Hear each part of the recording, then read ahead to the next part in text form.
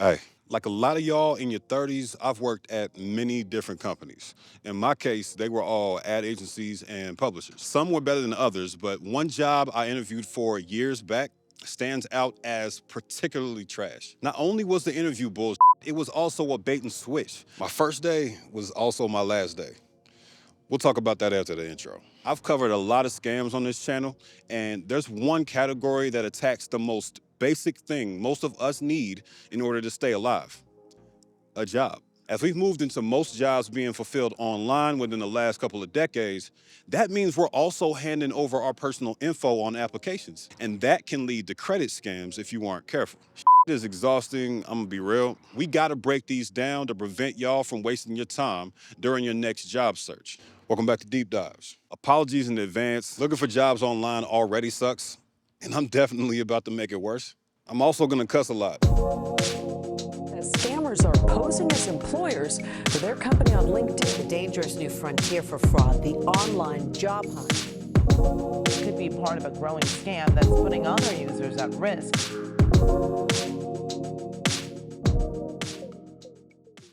So bet, I promised y'all a story. It was sometime in 2014. I had worked my way back to Atlanta after going home to Orlando for a year after college. I say back because I went to Georgia Tech. In that year in between graduation and my return to the city, I was working at Universal Orlando and substitute teaching. We'll talk about theme parks and education in future episodes, I promise. I had just wrapped up a summer internship and needed my first real job, which led me to Indeed.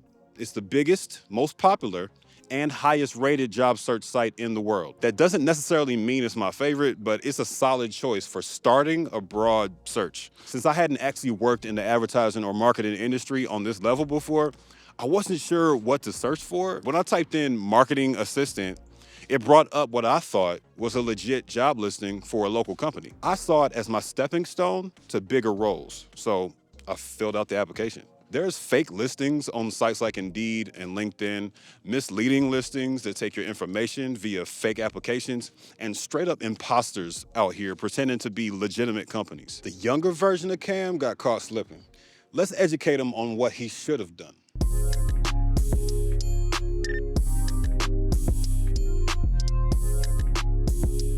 The story of my interview with that trash-ass company combines several different types of scams, so we're gonna use it to highlight ways to notice it in job listings so y'all can protect yourselves. Speaking of protection, I've been using Aura since part 1 of this series to keep my data safe and block these fake websites. Much love to them for sponsoring today's video. Aura shows me which data brokers are selling my info and automatically submits opt-out requests for me. Let's check in on which data brokers got blocked since last time. See this? These are the kind of things you're not gonna be able to find by yourself. If you're like me, you don't want people looking up your address easily. I definitely don't want my data being handled by a site called People Finders.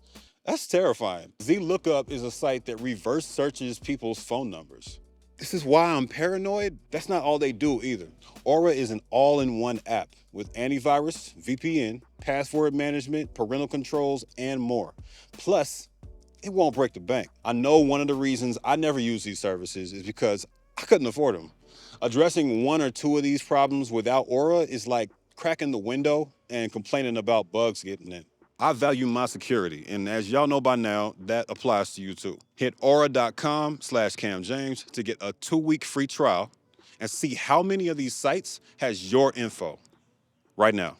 Back to the story. I was using Indeed, which usually wouldn't be my preference, but I'd already checked LinkedIn and didn't like the options I was getting there. Indeed is the world's largest job search site by market share too, and the most highly rated, as I said before. They're also owned by a Japanese company called Recruit Holdings Co.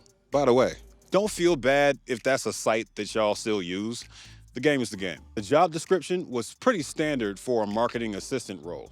Help create marketing collateral, implement social media campaigns and report on results, and participate in client meetings to assist sales personnel. That last one is where I got tricked. I had a phone screen followed by an in-person interview, which is pretty standard. The interview goes pretty smoothly, and I was offered the job on the spot. Red flag number one. It happens sometimes, but most companies are gonna send you home before they give you an offer letter. Not only did I get an offer on the spot, they offered to take me out on a client run with them that afternoon. I was suspicious, but still kind of desperate at that time, so I was excited. Jackpot. Not only am I not gonna be broke anymore, I'm getting firsthand experience with clients off rip.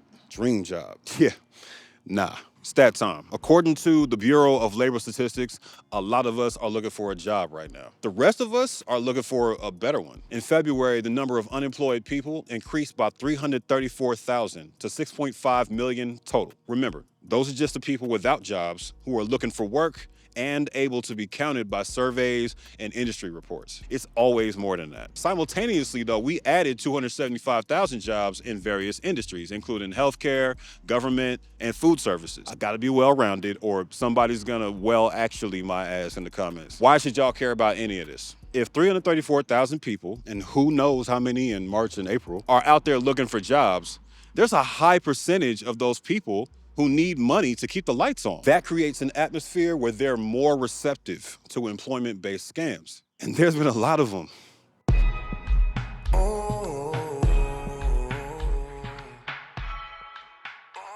Yes, I realize I left y'all hanging with my interview story earlier, so let's finish it now. After I was told that I'd gotten the job, I was supposed to ride out to a client and shadow this rep as they handled business. I'm in business casual clothes, and they tell me to meet them in goddamn East Point, which is not Atlanta. It's a whole separate city. The moment I pulled up, I knew something was very off. We were in a suburban neighborhood with rows of ugly-ass houses, and this dude hands me a script to study. I got 3 seconds into it before I realized what this job really was. These motherfuckers were selling magazine subscriptions door to door. Nothing in the job description said that. Nothing mentioned door-to-door sales. This was a complete fabrication. I was pissed. I faked a phone call from my mom and got the out of there immediately. Blocked them on everything and kept it pushing. Back to the stats. The FTC compiles fraud stats via this database called Tableau.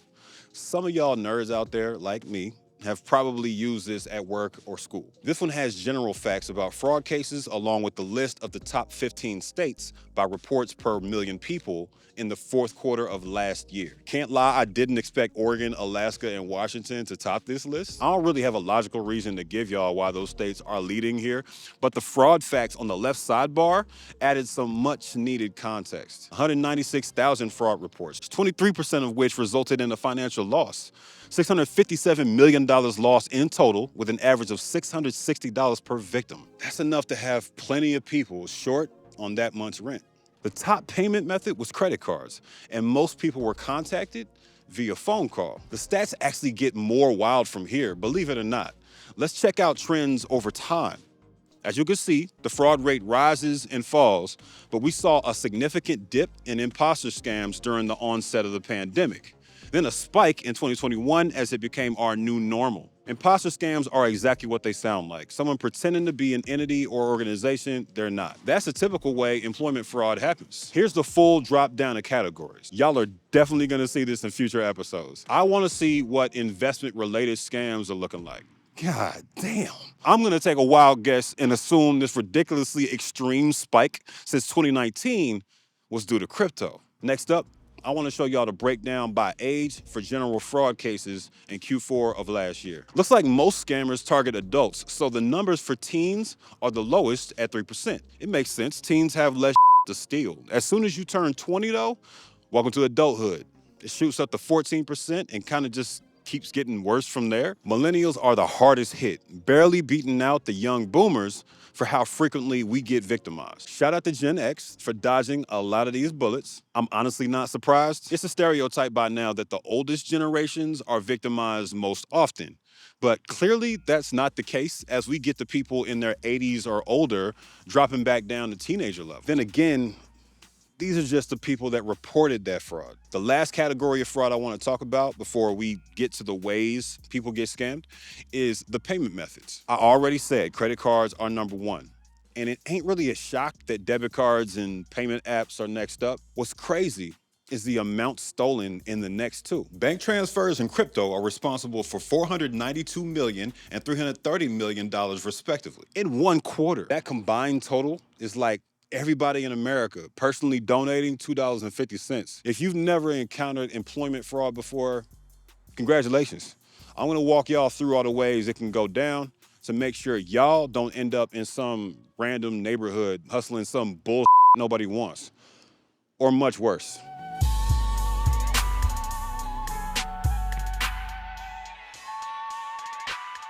You want a job, so you hit LinkedIn, Indeed, Career Builder, or a gang of other options. You come across a job listing with a description that seems to match your skill set and click through to the company website to submit your application. You've already missed the first place red flags show up, on the listing itself. I know not everybody is a spelling geek like I am, but if there's any time in your life to pay attention to grammar and spelling mistakes, it's when you're reading the job description. The people who typed it are human, so one typo isn't the end of the world.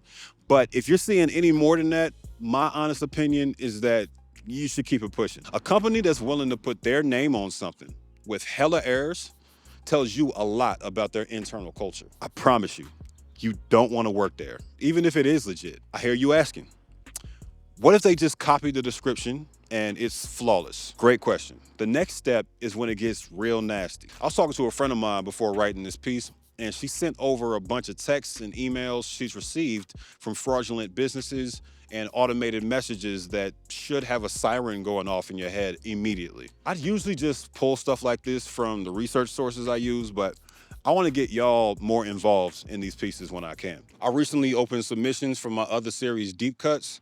Check out how to submit those in the description. Let's get to some of these messages though. First and foremost, let's dispel the idea that job listings from real companies on sites like LinkedIn are able to be trusted off rip. In this one, she's responding to the rep from a company called KKOS Lawyers LLP about an executive administrative assistant role. She was just being thorough and reaching out after applying, and that's the way she found out that the listing was fake and that the company's LinkedIn account was compromised. This is the best case scenario because although she might have submitted surface level personal info via that application, at least the scammers weren't able to follow up and keep the deception going. According to the FTC, that's exactly how people end up losing money. The scammers start with a fake application, then use the employment paperwork to request things like your social security number and bank account number. They also send invoices for your computer and other work equipment and claim they have a reimbursement policy. This one is dumb as hell. No real company is gonna make you pay for your equipment. That being said, it has happened. And I couldn't imagine the devastation you'd experience after putting in effort to improve your life by filling out dozens of applications, which I've done before, then falling victim to these lies and having your account emptied overnight. This next series of texts highlights another aspect of these scams. They think we're stupid, bruh. I personally give any communication from a potential employer one strike before moving on, but I'm also in a more senior stage of my career. Let's pretend this is someone who's less experienced or jumping into a new career and give them 2 strikes to be generous. We don't need to go to 3. You might deserve it if you let it get that far. Take this one from Ray Gilson, for example. He says he's a member of the recruiting and staffing team at Citco Group Limited and that her resume was reviewed. It's 2024, and most job sites have an option to receive text for any messages you received about a role. So you might be thinking, we haven't gotten to the red flags yet. Wrong, they got you already. First, ask yourself if you even submitted this application. If you remember that company name, cool. If you don't, check the application history on whatever site this message is coming from. Citco Group Limited is a real company. I Googled that first. Next, I searched for Raymond Gilson and Citco Group Limited. Got nothing. Does that mean he doesn't exist? No, but I'd already be suspicious if I was you. Side note, what the is a visual receptionist? The part about sending a response to proceed is very suspicious. If this was a text linked to a job site, there would be a link to proceed 99% of the time, not a damn text confirmation. Last couple red flags are things you'd only notice if you're a nitpicky asshole. Like me. Remote work from home is redundant. Humans don't talk like that. It's either remote work or work from home. And the last part about them being excited is weird because you're not anywhere close to joining their organization. That's the kind of sign off you'd get in an official offer letter, not a text message. That's like 5 strikes. Fuck out of here. This one's a text about an application from the CEO. CEOs don't text applicants ever. 5 strikes. Fuck out of here. This one demonstrates how job listings can just be direct gateways to spear phishing and unpaid labor. If you click the link they added to this description, twice by the way, they take you to a terribly typed Google form to sign up for 5 different survey services while dangling this promise of up to $20 per survey. Why the f are jobs like this even listed on LinkedIn? Y'all don't have a way to flag paid survey listings at the very least? How the hell are they allowed to call this data entry admin? I'm gonna read this verbatim because it's hilarious. It's compulsory for you to register on all 5 platforms and earn rewards and cash for your opinion, which can make a difference in your life. Yeah, that one tells me whoever this is, English is not their first language. That ain't a problem in and of itself. But when you combine the misspellings and capitalized words with it, there is no clearer indication I can give you that you're about to get played. F out of here. This one's an email, and I definitely saved the best for last. Not only are all the subjects and direct objects of these sentences bracketed like Mad Libs, including her signature line, their attempts at convincing you they care add insult to more insults. Your application did not stand out. What the hell is an interview via email? They don't want to get to know you. They asked her for an available time and told her the time, then asked if that time works. There's only one time slot. The f are you talking about? A quick search shows there's an Earth Handles Inc. in Pennsylvania, but it's definitely not a match for this description from what I can see. The worst part of all this is that they're not even generating these job listings and emails themselves anymore. So the lowest effort is yielding the largest returns. According to this article from last summer by Southern Colorado's Fox 5, AI enables scammers to create a listing in seconds that's tailored to you. How do they know anything about you to tailor it in the first place? They can pull your resume details off the internet, fam. Most of these scams have fallen under the imposter category so far, but there's a couple more ways they can come for you.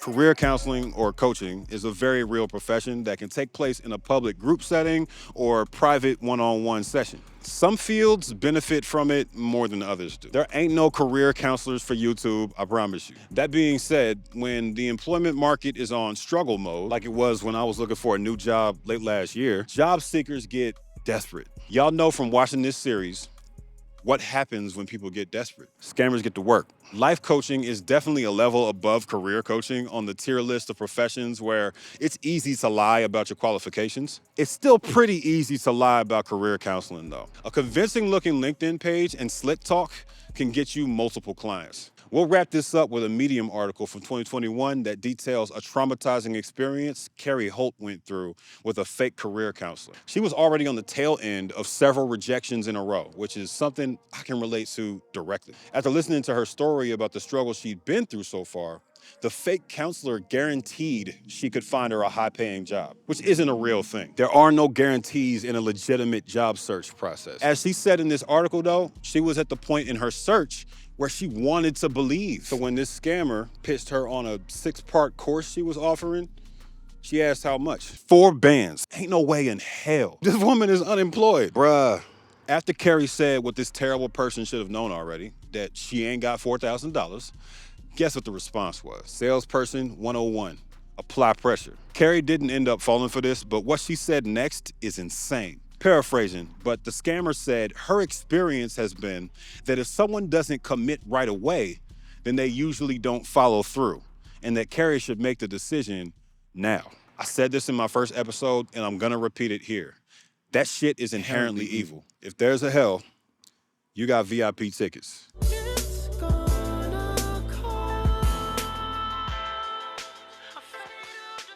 Last year, it took me 5 weeks to find a new job after I was laid off from the startup I joined after being kicked out of my own startup. 5 weeks isn't a long time, but it is when you treat applying like a job every day, clocking in and burning through dozens of applications. I was confident because I'd been there before.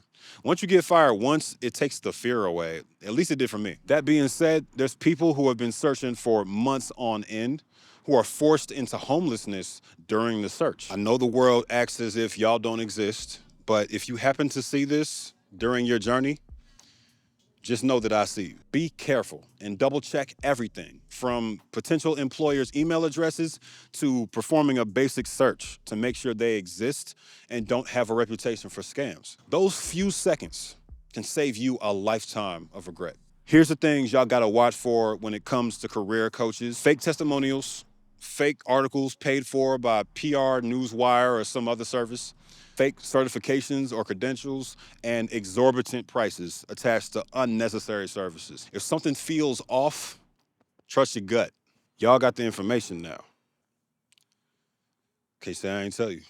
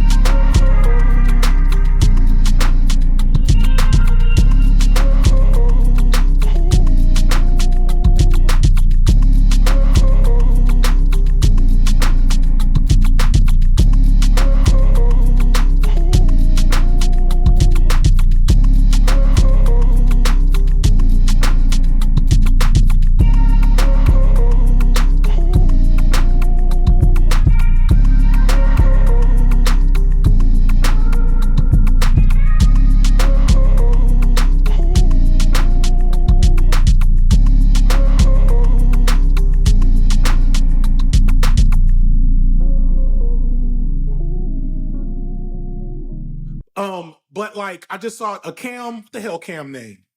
Some brother out here, and he just like as soon as I saw him, I was like, oh yeah, this is a dude I need to make sure. Is it Cam James? Shout out to Cam James.